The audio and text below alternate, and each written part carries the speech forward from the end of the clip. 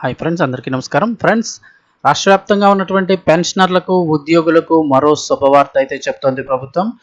ఉచితంగా ఈ సౌకర్యాన్ని అయితే అమలు చేయబోతోంది. ఏంటి సౌకర్యము, ఎవరికి, వివరాలు తెలుసుకుందాం. వీడియో పూర్తిగా చూడండి. అలాగే తప్పకుండా లైక్ చేయండి. మరిన్ని అప్డేట్స్ కోసం ఛానల్ని సబ్స్క్రైబ్ చేసుకోండి. ప్రభుత్వం నుంచి వచ్చే ముఖ్యమైన అప్డేట్స్ ఎప్పటికప్పుడు తెలుసుకోవడానికి ఈ ఛానల్ని సబ్స్క్రైబ్ చేసి ఫాలో అవుతుండండి. ఇంక వివరాల్లోకి వెళ్ళిపోదాము. తెలంగాణ ప్రభుత్వ ఉద్యోగులు, పెన్షనర్లకు మరో గుడ్ న్యూస్ అయితే వచ్చేసింది. ఎలాంటి ప్రీమియం కూడా చెల్లించాల్సిన అవసరం లేకుండా ఎంప్లాయీస్ లైఫ్ ఇన్సూరెన్స్ స్కీమ్ను ప్రభుత్వం తీసుకురానుంది. మీరు ఎటువంటి ప్రీమియం కట్టక్కర్లేదు, ఉచితంగా ఈ స్కీమ్ అయితే తీసుకొస్తోంది. రాష్ట్రంలోని ప్రభుత్వ ఉద్యోగులు, పెన్షనర్లకు రేవంత్ సర్కార్ బంపర్ ఆఫర్ ప్రకటించింది. వారి భద్రతకు ప్రాధాన్యత ఇస్తూ ఎలాంటి ప్రీమియం భారం లేకుండానే భారీ ఆర్థిక రక్షణ కల్పించేందుకు సరికొత్త పథకాన్ని తీసుకురానుంది.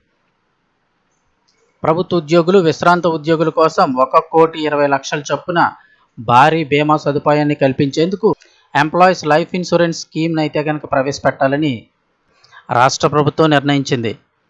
ఈ నెల 25న సీఎం చేతుల మీదుగా ప్రారంభం. అయితే ఈ ఎంప్లాయీస్ ఇన్సూరెన్స్ పథకాన్ని ముఖ్యమంత్రి రేవంత్ రెడ్డి ఈ నెల 25న అధికారికంగా ప్రారంభించనున్నారు. ఈ స్కీమ్ కింద లబ్ధి పొందే ఉద్యోగులు, పెన్షనర్లు తమ జేబుల నుంచి ఎలాంటి ప్రీమియం కూడా చెల్లించాల్సిన అవసరం లేకుండా ఉద్యోగి కానీ, పెన్షనర్ కానీ సహజంగా మరణించినా లేక ఏదైనా ప్రమాదవశాత్తు మృతి చెందినా 1,20,00,000 రూపాయల బీమా పరిహారం వారి కుటుంబానికి అందనుంది. ఈ భారీ బీమా పథకాన్ని సమర్థవంతంగా అమలు చేసేందుకు రాష్ట్ర ప్రభుత్వం కీలక అడుగు వేసింది.